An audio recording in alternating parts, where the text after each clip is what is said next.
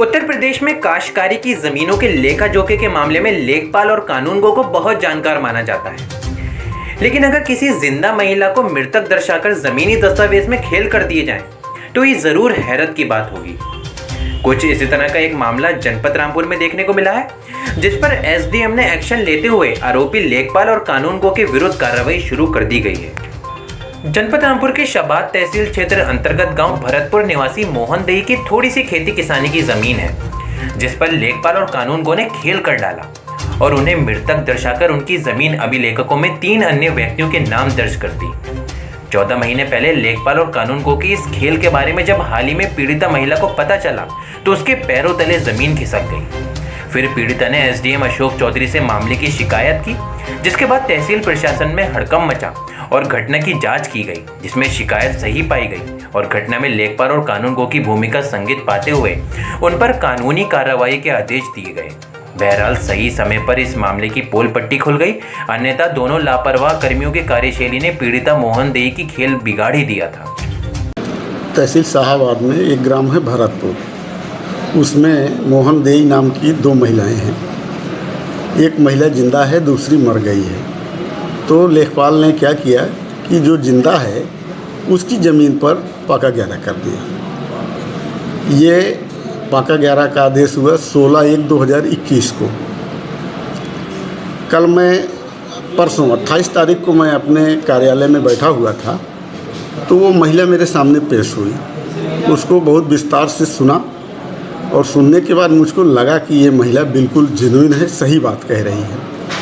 मैं तहसीलदार साहब को बुलाया और मैंने कहा आज ही जांच हो करके अगर इनकी बात सही है तो इनको त्वरित न्याय हो जाना चाहिए। तहसीलदार साहब बेचारे लगे और इन्होंने पूरा का पूरा जांच पड़ताल करके पूरी सर्जरी कर दिया कि तथ्य क्या है। और ये बात बिल्कुल सही है कि उस महिला का कथन सत्य था, वो जिंदा है और जो है उसकी जिंदा महिला की ज़मीन पर पाका ग्यारह कर दिया गया। ये बात मुझको बहुत नागवार लगी। कल ही मैंने उस पाका ग्यारह के आदेश को ख़त्म किया और उसके बाद जो है मैंने लेखपाल और कानूनगो के खिलाफ एफआईआर दर्ज कराने के आदेश तहसीलदार साहब को दे दिए हैं। इसमें एफआईआर दर्ज कराऊंगा ताकि भविष्य में किसी लेखपाल की ये ज़रूरत न हो कि किसी गरीब व्यक्ति के साथ अन्याय कर सके। तो क्या इस महिला को मृत घोषित कर दिया था इन्होंने? 2 महिलाएं थी, मोहन देही नाम की 2 महिलाएं थी, एक मर गई थी। लेखपाल की ये ड्यूटी है कि वो गांव में जाए, सत्यापन करे और मृतक कौन सही मृतक है उसका पाका ग्यारह करे।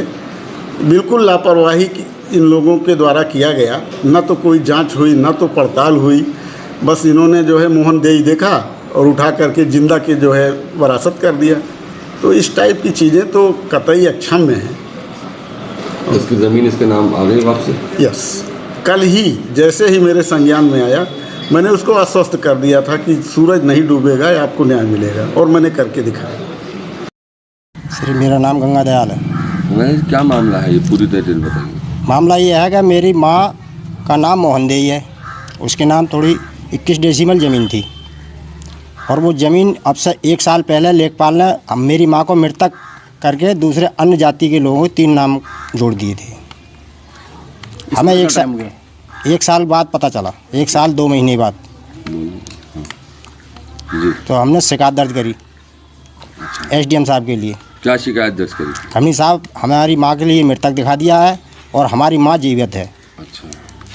मौके पे तैनात करी माँ के लिए। फिर क्या किया आपने? हमने एप्लीकेशन दी एसडीएम साहब के लिए। अच्छा, एसडीएम साहब के पास गए तो क्या कहा माँ ने आपको? माँ ने ये कहा मैं जिंदा बैठी हूँ, मुझे मृतक लिखवा दिया है लेखपाल ने। अच्छा, तो अब क्या हुआ आपके कार्रवाई? कुछ हुई कार्रवाई भी? कार्रवाई की पता ना हुई है नहीं है, हमें देखा नहीं है। कार्रवाई होना चाहिए लेखपाल पे, कानून पे, दोनों पे। वो कौन है जिनका नाम दर्ज हुआ तुम्हारी माँ की जगह? वो बालक राम सनाब रामस्वरूप और कल्लू सनाब रामस्वरूप, विजेंदर सनाब रामस्वरूप। क्या इनके नाम की कोई और औरत भी है गाँव में? औरत थी, उसके नाम कोई नहीं ज़मीन थी और अब से 12 साल पहले वो गुजर चुकी। तो अब जो है क्या कहते हैं आपकी माता जी ने साबित करना पड़ा कि जिंदा है। हाँ, क्या कहा? माँ के लिए ले जाकर एसडीएम साहब के पास पेश कर दी। तो वहाँ क्या कहा?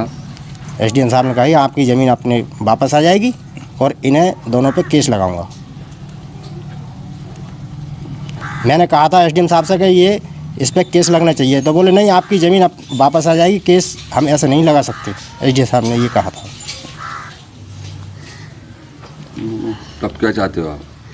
अभी ये चाहते हैं कि ये आगे को ऐसा कभी किसी और अन्य आदमी के साथ भी नहीं करे, इस पर केस लगना चाहिए। मोहनदेई क्या हुआ था?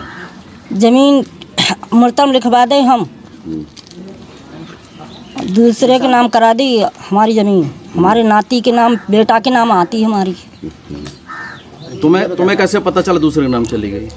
जो जगह बन रही है हमारे घर के सामने, उसमें देख लिया हमने, तब पता चला। तुमने क्या करा फिर? एप्लीकेशन लगाया। फिर क्या कहा वहाँ आके?